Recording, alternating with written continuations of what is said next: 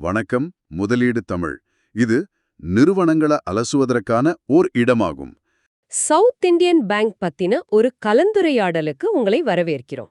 குறிப்பா 2026 நிதியாண்டோட முதல் காலாண்டு முடிவுகள், அப்புறம் வங்கியோட எதிர்கால திட்டங்கள், இத பத்தி நமக்கு கிடைச்ச தகவல்களை கொஞ்சம் ஆழமா அலசலாம்.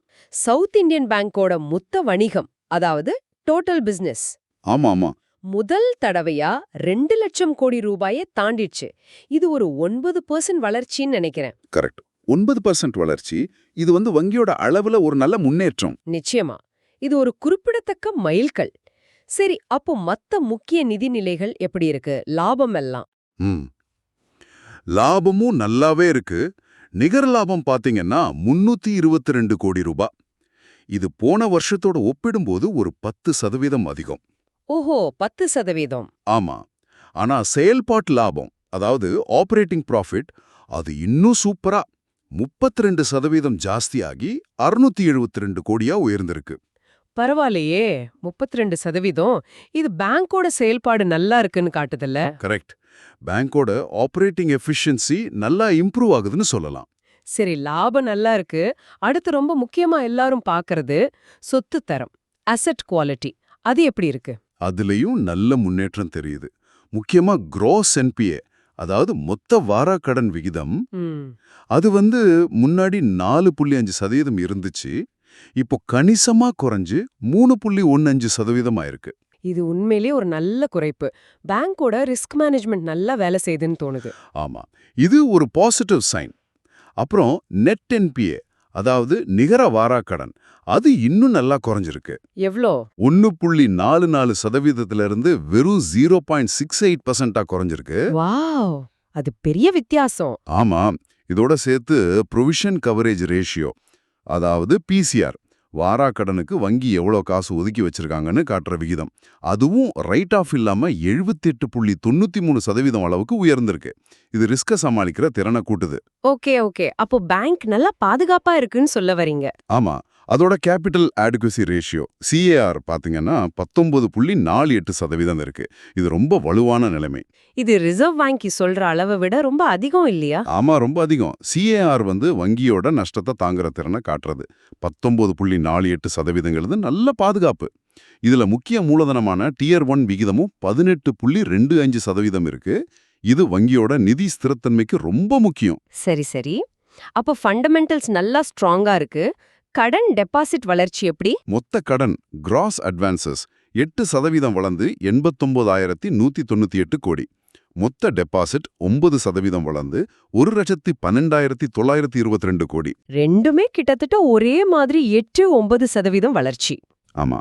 இதுல CASA டெபாசிட்கள், அதாவது கம்மியான வட்டிக்கு கிடைக்கிற current account, savings account deposit, அதுவும் 9% வளர்ந்திருக்கு. பரவாயில்ல. சில குறிப்பிட்ட கடன் பிரிவுகள் பத்தியும் சொன்னாங்களே. ஆமா. வீட்டுக்கடன் 66%, வாகனக்கடன் 27%ன்னு ரொம்ப நல்ல வளர்ச்சி இருக்கு. தங்கக்கடன் பிரிவும் ஒரு 7% வளர்ந்திருக்கு. ஓஹோ, ஹோம் லோன் 66%ஆ? அது பெரிய வளர்ச்சி. ஆனா MSME, அதாவது சிறு குறு நடுத்தர நிறுவனங்களுக்கான கடன் பிரிவு, அது 9,700 கோடியில அப்படியே இருக்குன்னு சொல்றாங்க. பெரிய மாற்றம் இல்லையே. இது கொஞ்சம் யோசிக்க வேண்டிய விஷயமா? இது கவனிக்க வேண்டிய ஒரு பாயிண்ட்லாம். MSMEல இந்த குவார்ட்டர்ல வளர்ச்சி இல்லைங்கிறது உண்மை. ஆனா பேங்க் மேனேஜ்மெண்ட் என்ன சொல்றாங்கன்னா, அவங்க புதுசா கொண்டு வந்த டிஜிட்டல் கடன் platforms, GST power, LAP power மாதிரி, அதுக்கெல்லாம் நல்ல ரெஸ்பான்ஸ் இருக்கான். சரி. MSME போர்ட்ஃபோலியோல நெட் அக்ரிஷன் பாசிட்டிவா மாறிடுச்சுன்னு மீடியம் கார்ப்பரேட் பிரிவுகள்ல நல்ல தேவை இருக்குன்னு சொல்லியிருக்காங்க. ஓகே. அப்போ இப்போதைக்கு தட்டையா இருந்தாலும் எதிர்காலத்துல வளர்ச்சிக்கு வாய்ப்பு இருக்குன்னு எதிர்பார்க்கறாங்க. ஆமா, அவங்க நம்பிக்கை அதுதான். சரி, அடுத்த சவால் நிகர வட்டி வரம்பு, அதாவது நிம் மேல அழுத்தம் இருக்குன்னு சொன்னாங்க. Net interest margin. ஆமா, வட்டி வித சூழல் அப்படி இருக்கு. வங்கி கடன்ல சம்பாதிக்கிற வட்டிக்கும் டெபாசிட்க்கு கொடுக்கிற வட்டிக்கும் உள்ள வித்தியாசம் குறையுது. இதுக்கு என்ன செய்ய போறாங்களா? இதை சமாளிக்க வங்கி அதிக லாபம் தரக்கூடிய பிரிவுகள், அதாவது MSME, LAP, அப்புறம் தங்க கடன், இது மாதிரி செக்மெண்ட்ஸ்ல கவனம் செலுத்த போறாங்களாம். ரிசர்வ் வங்கி ரெப்போ ரேட்டை மாத்தலன்னா இந்த NIM அழுத்தம் அடுத்த காலாண்டுல Q2 FY26ல கொஞ்சம் சீராகும்னு எதிர்பார்க்கறாங்க. சரி, செலவு மேலாண்மை ஆள் எடுக்கிறது பத்தியும் ஏதோ சொன்னாங்களே. ஆமா, இப்போதைக்கு ஆட்கள் வேலையை விட்டு போறது ஈடு செய்யாம சில செலவுகளை கட்டுப்படுத்தியிருக்காங்க.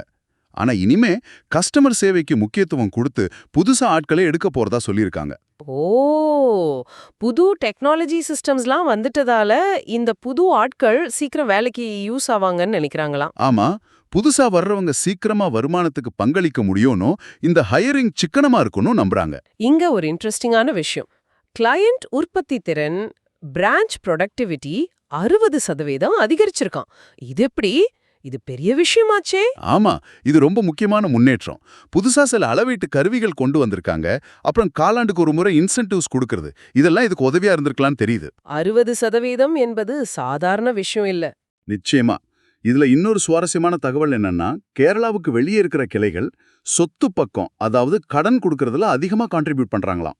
ஓஹோ, கேரளால இருக்கிற கிளைகள் பொறுப்பு பக்கம், அதாவது டெபாசிட் திரட்டுறதுல அதிகமா கான்ட்ரிபியூட் பண்றாங்களாம். அப்போ ஒவ்வொரு பகுதிக்கும் ஏத்த மாதிரி அவங்க ஸ்ட்ராட்டஜி இருக்கா? ஆமா, இது அந்தந்த பகுதியோட தன்மையை வங்கி எப்படி ஹேண்டில் பண்றாங்கன்னு காட்டுது. அப்போ சுருக்கமா சொல்லணும்னா, சவுத் இந்தியன் பேங்க் Q1 FY26ல நல்ல லாப வளர்ச்சி காட்டியிருக்கு, சொத்து தரம் நல்ல மேம்பட்டிருக்கு, மூலதனமும் ரொம்ப வலுவா இருக்கு. ஆமா, இதெல்லாம் பாசிட்டிவ்ஸ். அதே சமயம் MSME கடன் வளர்ச்சியில ஒரு தேக்கம், நிம் மேல அழுத்தம், இது மாதிரி சவால்களும் இருக்கு. அதுக்கு அவங்க சில உத்திகள் வச்சிருக்காங்க. செலவு கட்டுப்பாடு, திட்டமிட்ட ஆள் சேர்ப்பு, அதிக லாபம் தர கடன்ல கவனம், அப்புறம் புது டெக்னாலஜியை முழுசா பயன்படுத்துறது. கரெக்ட். இந்த கிளே உற்பத்தி திறன் 60% அதிகரிச்சது இந்த உத்திகள் வேலை செய்ய ஆரம்பிச்சிருக்குங்கிறதுக்கு ஒரு நல்ல அறிகுறி. இந்த தகவல்கள் எல்லாம் சவுத் இந்தியன் பேங்கோட இப்போதைய நிதி நிலைமையையும் அவங்க எதிர்கால வளர்ச்சியை நோக்கி எப்படி போறாங்கன்னு உங்களுக்கு ஒரு ஐடியா கொடுத்துருக்கோம் நம்புறோம். இறுதியா உங்களை கொஞ்சம் யோசிக்க வைக்கிற மாதிரி ஒரு கேள்வி. சவுத் இந்தியன் பேங்க் அவங்களோட கடந்த கால சில பிரச்சனைகளை சரி செய்ய புது டெக்னாலஜி சிஸ்டம்ஸ்லாம் கொண்டு வராங்க. MSME மாதிரி துறைகள்ல பெரிய வளர்ச்சிக்கும் டார்கெட் பண்றாங்க. இந்த டெக்னாலஜி மாற்றங்கள் ஒரு பக்கம் இருக்கட்டும், ஆனா இந்த கேரளா கிளைகள், வெளிமாநில கிளைகள்னு அவங்களோட உற்பத்தி திறன் வித்தியாசமா இருக்கிறதா நம்ம பார்த்தோம். இந்த மாதிரி யதார்த்தங்களை மனசுல வச்சு அந்த பெரிய வளர்ச்சி இலக்குகளை அடையறதுக்கு வங்கிக்கு உள்ள என்ன மாதிரி உள்ளார்ந்த கலாச்சார மாற்றங்கள் தேவைப்படலாம்னு நினைக்கிறீங்க?